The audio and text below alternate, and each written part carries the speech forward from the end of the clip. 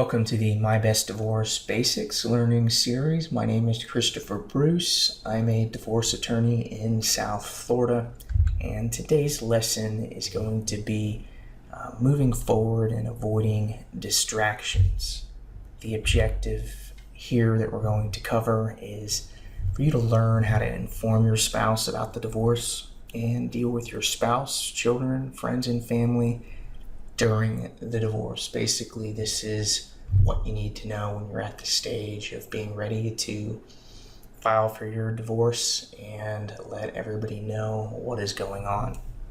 It's a spot that most people worry about or dread more than anything else, but it's part of the process. It has to be done and is something that we're going to cover now, so you know how to do it. We're going to talk about how to avoid being cut off, informing your spouse about the divorce, informing the children about the divorce, and dealing with other people during the divorce. So, guess what? When you're thinking about everything that's coming up, probably not looking forward to parts of it, or maybe you really are, what you need to realize is your life's about to get better.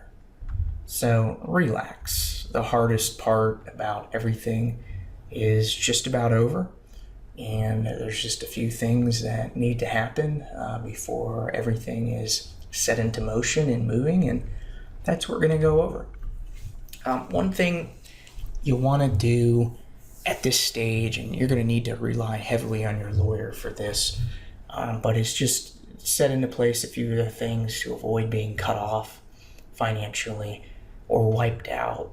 Probably want to consider opening a new bank account, possibly freezing financial accounts, and you're going to want to change all of your passwords for your email, your devices, your bank accounts, everything. But work with your divorce lawyer on this. It's some specifics to how this may need to happen or how it should happen where you live, so talk to your lawyer about that. So, how do you tell your spouse about the divorce? Usually, this ends up being a liberating experience once it's actually happened, but it's something that a lot of people dread. There's really three important elements about this. There's the method, there's the timing, and there's the word choice. So, the method on how you tell your spouse about the divorce, usually what a lot of people use is the direct method, and that's they actually tell the spouse themselves that there's a divorce. The therapist approach involves informing their spouse about the divorce when they're in session with the therapist. Some people choose to have their spouse informed through an attorney, making a phone call and explaining the situation. I do this from time to time for my clients. And other people use what I call the process server approach, and that means their spouse finds out about the lawsuit through a process server delivering papers. Your attorney will tell you what they think is best based on your situation. What I usually find works best as a method of informing your spouse about the divorce is for you to tell them directly. Usually I will have the lawsuit filed in the court system, and at that time I will have my client make the other spouse aware of what's going on.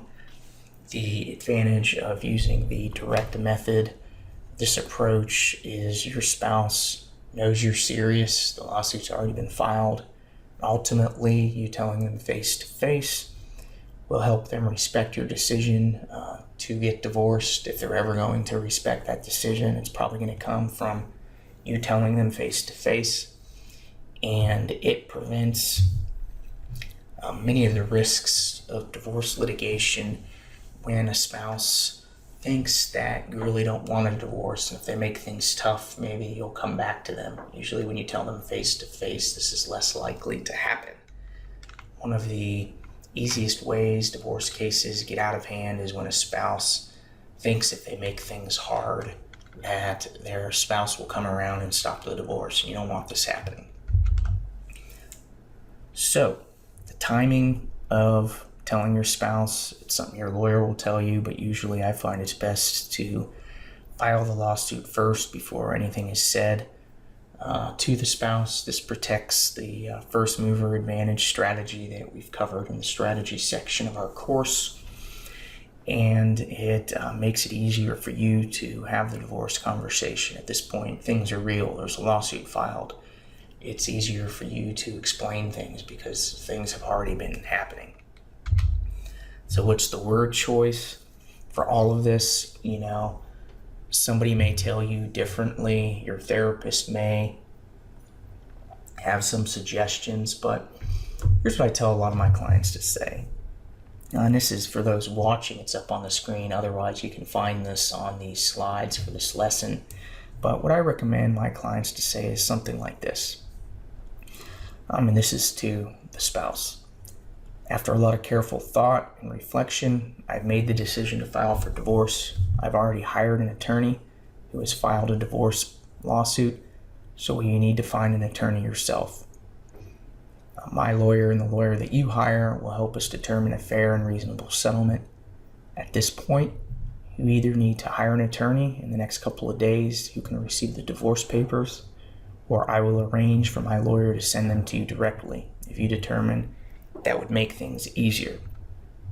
After you say that, you give your spouse your lawyer's business card or contact information and say, "This is the contact information for my divorce lawyer. He or she will be expecting to hear from you or your attorney."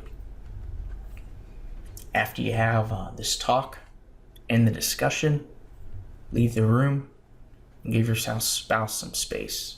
You might even think about planning to be out of town for a few days.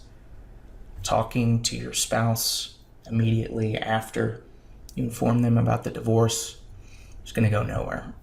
There will be plenty of time later for you to explain your reasons for seeking a divorce. Odds are your spouse already knows them deep down. Having a talk with them at this point, if they're in a state of shock or a state of anger, ultimately accomplish nothing. Anything you say will likely not be remembered by your spouse anyway, or will be remembered in the wrong way. It just is not productive. There's no reason to do it. It can all be explained later if it needs to be explained. So have the conversation, give the contact information, and get out of there. Once that's done, in most cases, your attorney will hear from your spouse, or you might have your attorney contact your spouse and deal with the logistics of getting them the lawsuit documents or getting in touch with their attorney. So the children, how do you tell the children about the divorce? This is one of the areas where it's best for you and your spouse to work together and to seek professional advice. If you think your spouse is going to be unproductive on this end, I'd go speak with a children's therapist, make an appointment, pay for an hour of their time, or read some of the internet resources. Probably best to work with a therapist on this to find out the best way to tell your children based on their individual situation and state of mind and ages and their condition otherwise. Usually it's best to tell the children about the divorce with your spouse. You want to tell them no more than they need to know. In other words, you're getting a divorce. Both parents love them. They're not to blame at all. After the divorce is over, they're going to have a place to live with each parent. Each parent's going to continue to love them and be there for them, and things of that nature. Reassure them. And with children, sometimes as they're older, you can tell them a little bit more. To explaining a divorce to a 15-year-old is going to be a different conversation than explaining one to a 3-year-old. But make it age appropriate, get professional advice on this, and absolutely in all circumstances stay away from criticizing your spouse as part of the process. You don't want to blame the divorce on anybody. It's just something that's happening. It's a fact of life.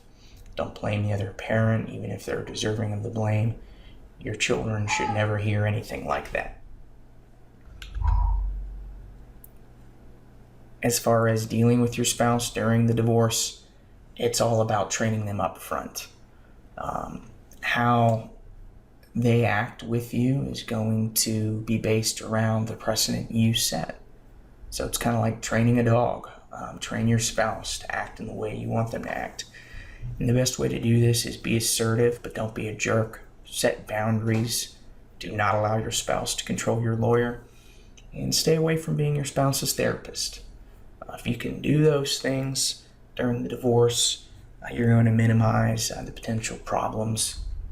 When it comes to dealing with friends, families, and coworkers, I would suggest saying as little as possible. You'd probably want to just make it so they find out about the divorce on their own. I wouldn't bring it up with people. Down the road, you may regret telling any people, your coworkers, your family, your friends, anything about the divorce, because you might stop the divorce and they may know more than you want them to know. If you get back with your spouse later, you don't want them to hear all your explanations of why your spouse is a terrible person.